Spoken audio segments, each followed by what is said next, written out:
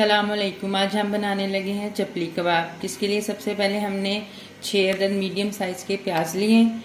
इन्हें हल्का सा चॉप कर लें और फिर इसका पानी अच्छी तरह निचोड़ लें।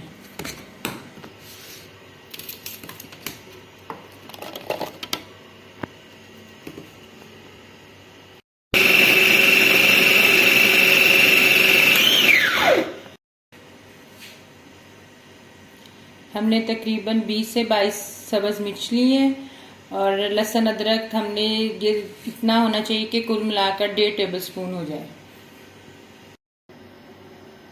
और इनको भी अच्छी तरह चॉप कर लें।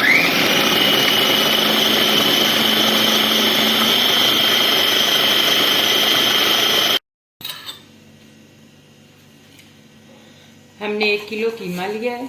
उसके अंदर आप 3 टेबल स्पून भरकर कुटा सूखा धनिया,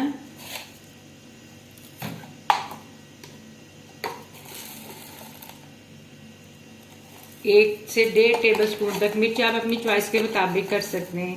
1.5 टेबल स्पून तक कुटी लाल मिर्च, 1 टीस्पून काली मिर्च और भुना कुटा जीरा 1.5 टेबल स्पून डाल दें।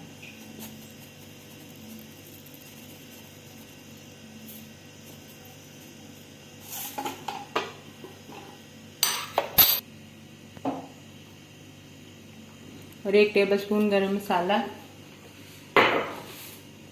और 1.5 टीस्पून नमक डाल दें। नमक आप अपनी चॉइस के मुताबिक डाल सकते हैं।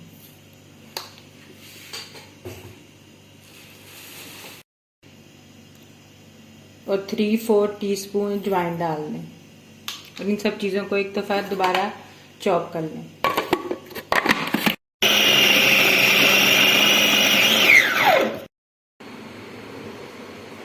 हमने प्याज का पानी बिल्कुल निचोड़ लिया। अब इन कीमे को और इसको प्याज को मिक्स करते हैं। इनको अच्छी तरह पहले मिक्स कर लें।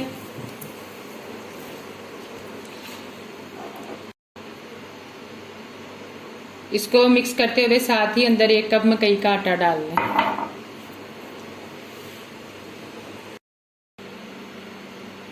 अब इसमें नारदाना 1 टेबल स्पून भरकर डाल दें या 1.5 टेबल स्पून तक ले लें। हरा धनिया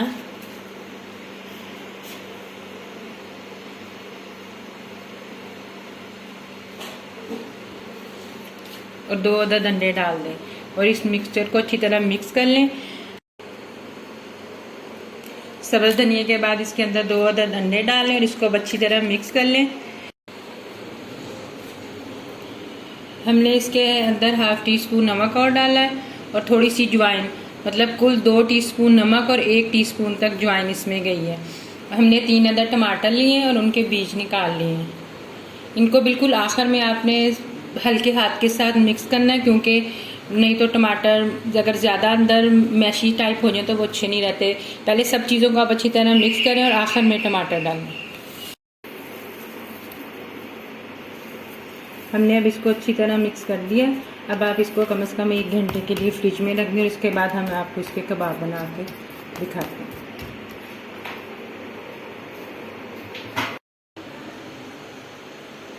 हमने 1 बंच धनिए का लिया है और 2 से 3 हरी मिर्चें ली हैं।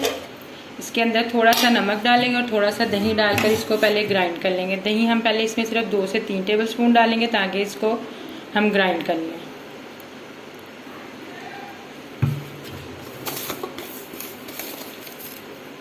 थोड़ा सा नमक डालेंगे और इसकी हम चटनी बना लेंगे।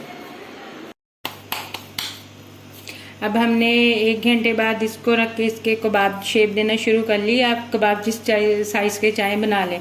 अगर इससे बड़े बनाना चाहते हैं तो इससे बड़े भी बना सकते हैं।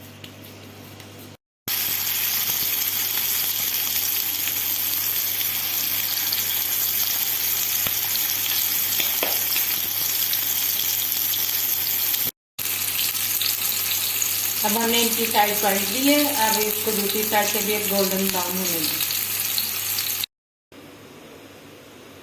हमारे चपली कबाब अब बिल्कुल तैयार हैं और हमने इन्हें सब्ज़ चटनी के साथ सर्व किया।